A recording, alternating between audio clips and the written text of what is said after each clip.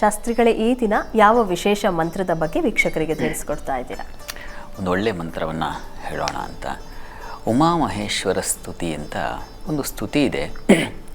ಸುಮಾರು ಪದ್ಯಗಳಿದ್ದಾವೆ. ಸ್ತೋತ್ರ ಮಂತ್ರಗಳು, ಪದ್ಯಗಳೆಲ್ಲ ಮಂತ್ರಗಳೇ. ಅವುಗಳನ್ನು ಹೇಳ್ಕೊಂಡ್ರೆ ತುಂಬ ಒಳ್ಳೆಯದು.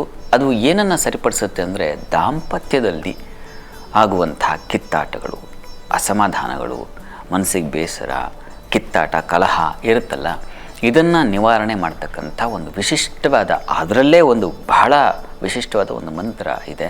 ಅದನ್ನು ಗಮನಿಸಿ ನೋಡಿ, ಆ ಮಂತ್ರವನ್ನು ಗಮನಿಸಿ. ಇದು ಬಹಳ ತುಂಬ ವಿಶಿಷ್ಟವಾದದ್ದು. ನಮಃ ಶಿವಾಭ್ಯಾಂ ಸರಸೋತ್ಸವಾಭ್ಯಾಂ ನಮಸ್ಕೃತಾಭೀಷ್ಟ ವರಪ್ರದಾಭ್ಯಾಂ ನಾರಾಯಣೇನ ಅರ್ಚಿತ ಪಾದುಕಾಭ್ಯಾಂ ನಮೋ ನಮಃ ಶಂಕರ ಪಾರ್ವತೀಭ್ಯಾಂ. ಇದು ತುಂಬ, ಈ ಮಂತ್ರವನ್ನು ಪ್ರತಿ ದಿವಸ ನೀವು 28 ಬಾರಿ ಹೇಳ್ಕೊಳ್ಳಿ. ಅಕಸ್ಮಾತ್ ಏನೋ ಮನೆಗಳಲ್ಲಿ ತುಂಬ ಕಲಹ ಇದೆ, ಗಂಡ ಹೆಂಡತಿ ಒಬ್ಬರ ಮುಖ ಒಬ್ಬರು ನೋಡೋಕ್ಕಾಗ್ತಾ ಇಲ್ಲ, ಅಷ್ಟೊಂದು ದ್ವೇಷ ಭಾವನೆ ಇದೆ, ಆ ಥರ ಇದ್ದರೆ ಇದನ್ನು ಹೇಳ್ಕೊಳ್ಳಿ. ಇದನ್ನು ಹೇಳ್ಕೊಂಡು ವಸ್ತುತಃ ಒಂದು ಹಾಲು ಜೇನು ಒಂದು ಲೋಟದಲ್ಲೋ ಅಥವಾ ಒಂದು ಸಣ್ಣ ಲೋಟದಲ್ಲಿ ತೊಗೊಂಡು ಈ ಮಂತ್ರವನ್ನು ಹೇಳಿಕೊಂಡು ಅದನ್ನು ಇಬ್ಬರು ತೀರ್ಥದ ರೂಪದಲ್ಲಿ ಕುಡಿದ್ರೆ ಮನಸ್ಸಿಗೆ ಈ ಮಂತ್ರದ ಶಕ್ತಿ ಹೇಗಪ್ಪ ಅಂತಂದರೆ, ಇದರಲ್ಲಿ ಬಹಳ ವಿಶೇಷವಾದ ತರಂಗಗಳಿದ್ದಾವೆ. ನಾವು ಹೇಗೆ ಒಂದು ಸ್ವಿಚ್ ಆನ್ ಮಾಡಿದ್ರೆ ಎಲ್ಲ ಕಡೆ ಲೈಟ್ ಧಗ್ಗಂತ ಅಂಟಿಕೊಳ್ಳುತ್ತೋ, ಆ ರೀತಿಯಲ್ಲಿ ಇದು ಹೃದಯ ಮನಸ್ಸುಗಳಿಗೆ ಪ್ರವೇಶವಾಗಿ ಆ ಮನಸ್ಸುಗಳು, ಆ ಲಹರಿ ತಿಳಿಯಾಗುತ್ತೆ, ಆ ಕೋಪ ತಾಪ ಅನ್ನೋದು ಸ್ವಲ್ಪ ಕಡಿಮೆ ಆಗುತ್ತೆ. ಹೀಗಾಗಿ ಪ್ರಯತ್ನ ಮಾಡಿ.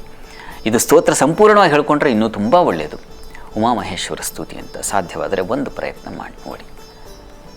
ಇದು ಬಹಳ ಈ ವಾರದ ವಿಶೇಷ ಒಂದು ಮಂತ್ರ. ಸರಿ ಶಾಸ್ತ್ರಿಗಳೇ, ಇವತ್ತಿನ ಕಾರ್ಯಕ್ರಮದಲ್ಲಿ ಇಡೀ ವಾರದ ವಿಶೇಷತೆಯ ಜೊತೆಗೆ 12 ರಾಶಿಗಳ ಫಲಾಫಲದ ಬಗ್ಗೆ ತಿಳಿಸ್ಕೊಟ್ರಿ. ಹಾಗೆ ಕರೆ ಮಾಡಿದಂಥ ವೀಕ್ಷಕರಿಗೆ ಸಲಹೆ, ಸೂಚನೆ, ಪರಿಹಾರಗಳನ್ನು ಸೂಚಿಸಿದ್ರಿ. ಧನ್ಯವಾದಗಳು. ಸರ್ವೇ ಜನಾಃ ಸುಖಿನೋ ಭವಂತು, ಸಮಸ್ತ ಸನ್ಮಂಗಳಾನಿ ಭವಂತು. ಎಲ್ಲರಿಗೂ ಶುಭವಾಗಲಿ.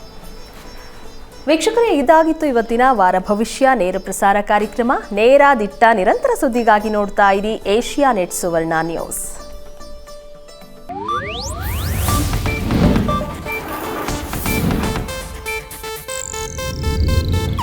ಇದು ಏಷ್ಯಾನೆಟ್ ನ್ಯೂಸ್ ನೆಟ್ವರ್ಕ್ ಪ್ರಸ್ತುತಿ.